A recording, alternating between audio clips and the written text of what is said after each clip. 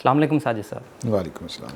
ساجد صاحب، ربیع الاول کا مہینہ آ چکا ہے، اس میں ہم دیکھتے ہیں کہ ایک طبقہ اپنے گھروں اور بازاروں کو سجاتا ہے، خوب نظر و نیاز کا اہتمام کرتا ہے، اور اس مہینے کی 12 تاریخ کو ملک بھر میں جلوس نکالے جاتے ہیں۔ اس کے برعکس ایک دوسرا طبقہ ہے جو اس پر سخت تنقید کرتا ہے اور اس کو دین میں بدعت قرار دیتا ہے۔ تو ایک عام مسلمان کا ایسے موقع پر کیا رویہ ہونا چاہیے؟ دیکھیے، بدعت کہنے والے بھی درست ہیں اور جو دوسرے لوگ کر رہے ہیں ان کی بھی ایک بات درست ہے۔ یہ ایک فطری سی بات ہے کہ جب ہم مسلمان ہیں اور نبی کریم صلی اللہ علیہ وسلم کو اپنا پیغمبر مانتے ہیں اور ان کے نام کا کلمہ بھی پڑھتے ہیں، تو ایک عقیدت، ایک محبت، ایک اپنائیت اور ایک جذبہ پیدا ہوتا ہی ہے۔ یہ فطری سی بات ہے، اس کو انکار نہیں کرنا چاہیے اس کا۔ لیکن اس جذبے کو کسی رسم میں تبدیل ہونے کے لیے ضروری ہوتا ہے کہ ہمارے دین کے اندر کوئی اس کی بنیاد موجود ہو۔ یہ واضح رہنا چاہیے کہ جب بھی ہم کوئی نئی رسم دین کے اندر شامل کرتے ہیں، نیا تہوار شامل کرتے ہیں یا کوئی نیا عمل دین میں شامل کرتے ہیں، تو وہ بلا شبہ بدعت ہے۔ اس کی ہمیں اجازت نہیں ہے کہ ہم اپنی طرف سے کوئی تہوار، کوئی رسم، کوئی عبادت کا عمل نیا اضافہ کر دیں۔ اس اعتبار سے یہ بدعت ہو جاتا ہے کہ ہم کوئی دن ایک تہوار کے طور پر، عید کے طور پر منائیں۔ تو عید کے طور پر تو اس کو نہیں منایا جا سکتا، اس کے لیے ضروری ہے کہ ہمارے پاس قرآن و سنت سے کوئی بات موجود ہو۔ البتہ یہ جو جذبہ ہے نبی کریم صلی اللہ علیہ وسلم کے ساتھ محبت کا، اس کے اظہار کے لیے رسم کی بجائے کچھ اور طریقہ اختیار کرنا چاہیے۔ مثال کے طور پر نبی کریم صلی اللہ علیہ وسلم کی ولادت کے دن آپ کوئی بچوں کو نبی صلی اللہ علیہ وسلم کے بعد تعارف کرائیں، ان کی زندگی کے اچھے واقعات سنا دیں، ان کے سیرت کے اوپر کچھ جو آپ کی تاریخ ہے پوری اس کو سنا دیں، سمان حیات جس کو کہتے ہیں۔ تو یہ چیزیں ہونی چاہیے، بجائے اس کے کہ ہم کوئی رسم و رواج میں پڑ جائیں، کوئی رسم بنا لیں، کوئی عید بنا لیں، تو یہ نہیں کرنا چاہیے۔ دوسری بات یہ بھی سمجھنی چاہیے کہ نبی جو ہوتے ہیں وہ ایک دن کی شخصیت نہیں ہوتے۔ نبی کریم صلی اللہ علیہ وسلم علامہ اقبال نہیں ہیں یا قائد اعظم محمد علی جناح نہیں ہے کہ ایک دن ہم نے منایا اور پھر بھول گئے، ایسا نہیں ہے۔ تو انبیاء تو 24 گھنٹے اور 12 مہینے 7 دن کی دن شخصیت ہے۔ ان کے ساتھ یہ کوئی دن منانا، کوئی اس طرح کی چیز کرنا، یہ ان کو علامہ اقبال کی جگہ لانا ہے۔ ان کو یعنی آپ نبی کریم صلی اللہ علیہ وسلم کو قائد اعظم محمد علی جناح کی طرح لے آنا ہے، تو یہ ویسے بھی ایک اچھی چیز نہیں ہے۔ لیکن ہم سال بسال اس چیز کو ایک اچھے طریقے سے، جس میں باوقار بھی ہو، نبی کریم صلی اللہ علیہ وسلم کے شان شان بھی ہو، اس چیز کو اپنائیں تو زیادہ بہتر ہے۔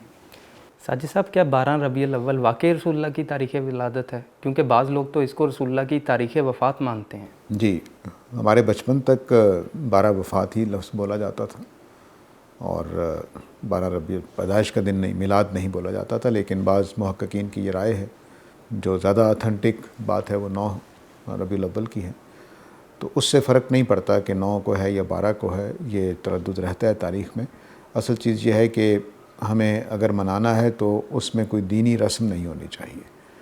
آپ 9 کو منائیں، 10 کو منائیں، وہ چونکہ اب اختلاف ہے، زیادہ جو حساب کتاب کے مطابق بات بنتی ہے وہ 9 کو بنتی ہے۔ 12 وفات ہے اور 9 ولادت کا دن ہے۔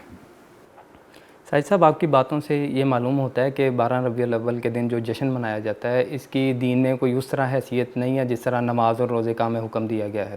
لیکن جو لوگ اس دن کو مناتے ہیں، ان کی طرف سے اپنے اس عمل پر چند دلائل دیے جاتے ہیں۔ میں ایک ایک کر کے آپ کے سامنے ان کے دلائل رکھتا ہوں، آپ بتائیں کہ کیا ان دلائل سے واقعی کوئی جشن کا ثبوت ملتا ہے ہمیں اس دن۔ پہلی دلیل سورہ یونس کی آیت نمبر 58 ہوتی ہے، جس میں اللہ تعالیٰ نے قرآن کے بارے میں یہ بیان کیا ہے کہ یہ اللہ تعالیٰ کا فضل ہے کہ اس نے اسے لوگوں کی جانب نازل کیا اور لوگوں کو اس پر خوشی منانی چاہیے۔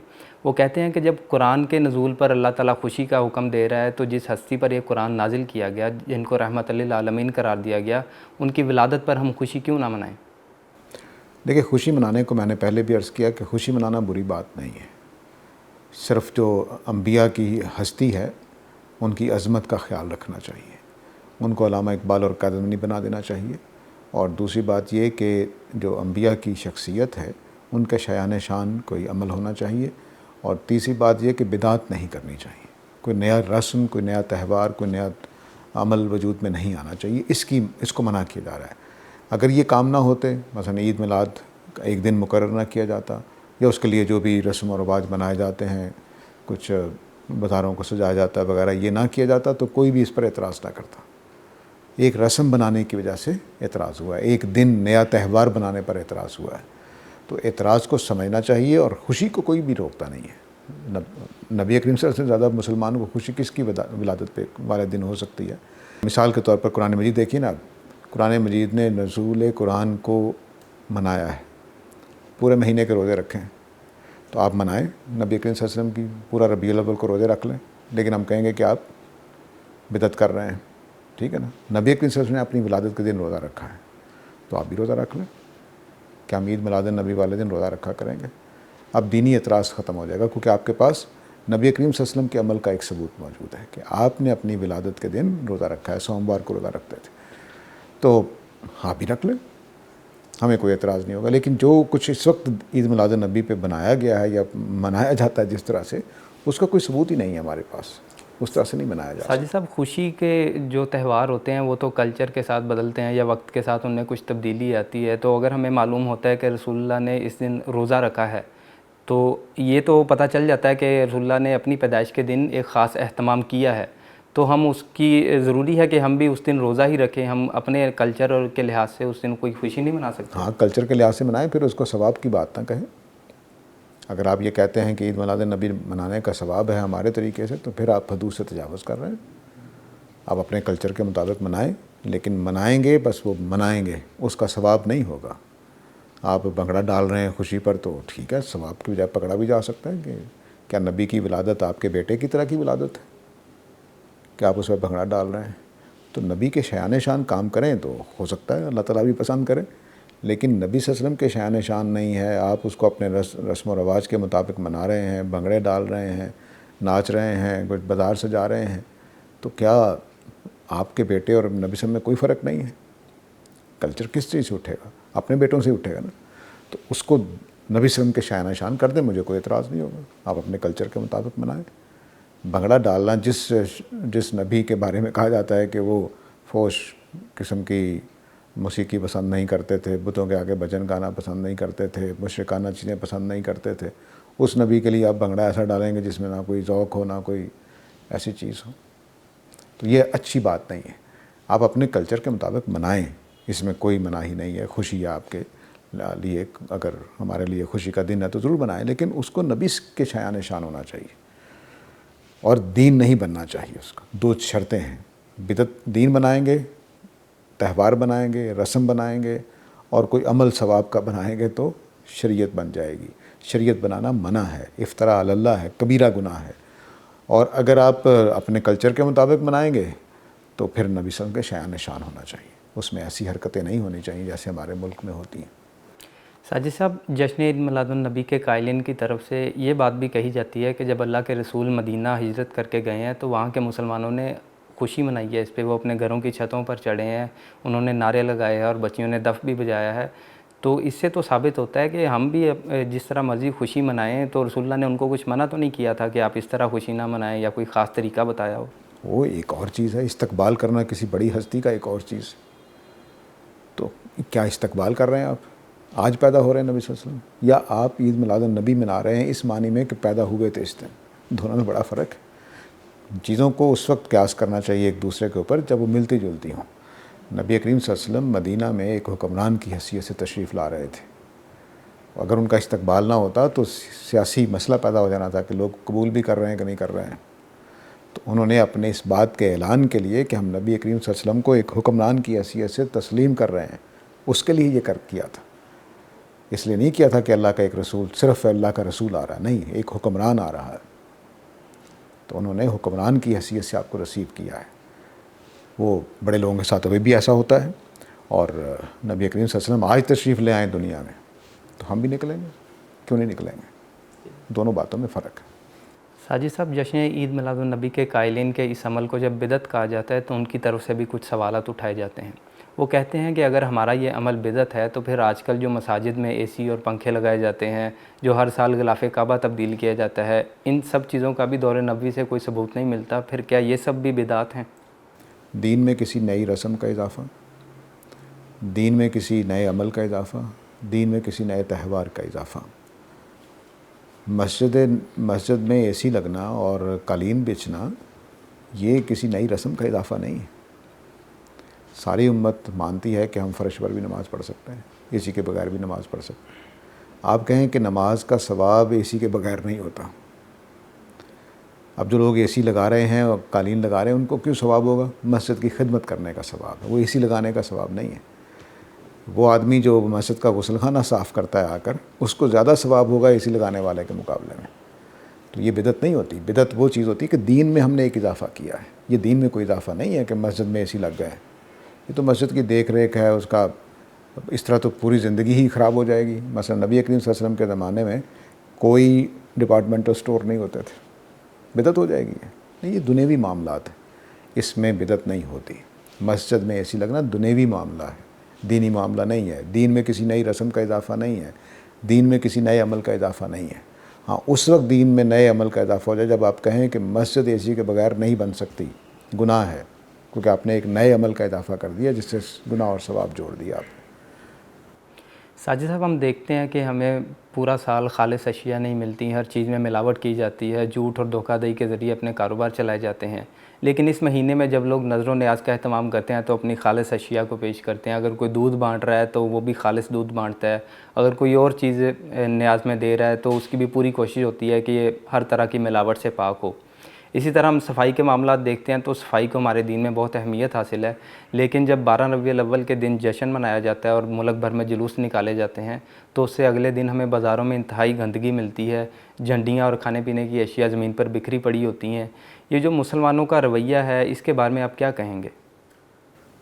یہ میں نے سمجھتا ہوں کہ ہمارے ہاں دین کا جو تصور بن گیا ہے وہ صرف ایک طبقے کے اندر, سب کے ہاں نہیں. وہ یہ ہے کہ بس ہمیں نبی کریم صلی اللہ علیہ وسلم سے محبت ظاہر کر دی تو ہم مسلمان ہیں. جھوٹ بول لیں, بے ایمانی کر لیں, جو مرضی کر لیں, گندگی ڈال دیں, اس سے ان کو کوئی فرق نہیں پڑتا. جبکہ اصل نبی کریم صلی اللہ علیہ وسلم سے محبت یہ ہے کہ آپ ان کے اسوہ کو اپنائیں, ان کی شاندار جو عمل تھے ان کو اپنائیں, ان کی جو شاندار شخصیت کے پہلو تھے ان کو اپنی زندگی پہ لے کر آئیں. وہ باوقار رہتے تھے, ہم بھی باوقار رہیں. وہ صفائی پسند تھے, ہم بھی صفائی پسند رہیں. وہ سچ بولنے والے تھے تو ہم بھی سچ بولنے والے بنے. اصل نبی کریم سے محبت یہ ہے. یہ محبت نہیں ہے کہ میں نے 2-4 نعرے لگا لیے اور میں نے بازار سجا لیے اور میں نے کچھ حرکتیں کر لیں اس طرح کی کہ جس میں مجھے لگے کہ مجھے بڑی خوشی ہو رہی ہے نبی صلی اللہ علیہ وسلم کی ولادت کے دن. یہ کوئی معنی نہیں رکھتا اگر آپ نے دوسرے کام نہیں کیے, آپ کی سنت کو نہیں اپنایا, آپ کے احکام کو نہیں اپنایا, آپ کی اسوہ کو نہیں اپنایا, تو پھر آپ کی کوئی ویلیو نہیں ہے. یہ اس کو یوں سمجھیے کہ میں اپنے والد صاحب کو گھر بیٹھے ہوئے تعریفیں کرتا رہوں, والد صاحب کی شکل کتنی خوبصورت ہے, قد کتنا اچھا ہے, وہ بیچارے بیمار پڑے ہیں, ان کو دوائی نہیں دے رہا, ان سے محبت نہیں کر رہا, ان کے پاؤں جا کر نہیں دبا رہا, تو پھر میں بیٹا کیسا ہوں؟ صرف کہنے سے بن جاؤں گا؟ ایسے ہی انبیاء کے ساتھ ہمارا تعلق ان کے ساتھ ان کی پیروی کا تعلق ہے. وہ ہمارے رہنما ہیں, ہم ان کے پیروکار ہیں. تو اگر ہم نے ان کی پیروی نہیں کی تو خالی عشق کچھ نہیں ہے. یہ ہمارے ہاں مذہب کا تصور بنا دیا گیا ہے ایک پورے طبقے میں. چنانچہ وہ پیروں فقیروں کے ساتھ بھی یہی تعلق رکھتے ہیں اور نبی کریم صلی اللہ علیہ وسلم کے ساتھ بھی, بس محبت کرنی ہے. ساجد صاحب, جو لوگ اس دن جشن مناتے ہیں ان کا یہ ماننا ہوتا ہے کہ رسول اللہ حاضر و ناظر ہیں اور وہ ہمارے اس عمل کو دیکھ رہے ہیں اور اس سے وہ خوش ہوں گے. آپ کی اس بارے میں کیا رائے ہے؟ اس کا کوئی ثبوت ہمارے پاس نہیں ہے, نہ قرآن و سنت سے نہ حدیث سے, کہ نبی کریم صلی اللہ علیہ وسلم حاضر و ناظر ہیں. قرآن مجید نے آپ کو بشر کہا ہے, اور جو بشر ہونے کے معنی ہیں اس معنی میں نبی کریم صلی اللہ علیہ وسلم بھی بشر تھے. اور البتہ اپنے تقوی کے اعتبار سے, اپنی ذہانت, اپنی روحانیت, اپنے وقار, اپنے جو ایک انسانیت کی بلند ترین سطح ہے اس پر آپ تھے. آپ آپ کی طرح کمزور نہیں تھے. آپ فرمایا کرتے تھے کہ میں نے اپنے شیطان کو مار ڈالا ہوا ہے, قتل کر دیا ہوا ہے. تو گویا اتنی طاقتور شخصیت تھے, تو بس بشر ہونے کے اعتبار سے تھے. حاضر و ناظر ہونا اور دوسری چیزیں نور ہیں, سایہ نہیں ہیں, یہ بس محبت میں ہم نے جو غلوف کیا ہوا ہے. تو غلوف دین کے اندر منع ہے, اس کو نہیں کرنا چاہیے. نبی کریم صلی اللہ علیہ وسلم کی شان ہی یہی ہے. یہ تو بالکل ہم نے وہی کام کیا جو نصارہ نے کیا کہ حضرت عیسیٰ کو اللہ کا بیٹا بنا دیا, بلند اتنا کر دیا کہ اللہ کا بیٹا بنا دیا. ہم نے کیا کیا کہ اتنا بلند بنایا کہ ان کو بشر نہیں رہنے دیا. کمال تو یہی تھا نا کہ سارے بشریت کے تقاضے لگے ہوں, ڈر بھی ہو, خوف بھی ہو, بھوک بھی ہو, سردی بھی ہو, پیاس بھی ہو, انا بھی ہو, اور پھر آدمی تقوی کے اعلیٰ معیار پر کھڑا ہو. کمال تو یہ تھا.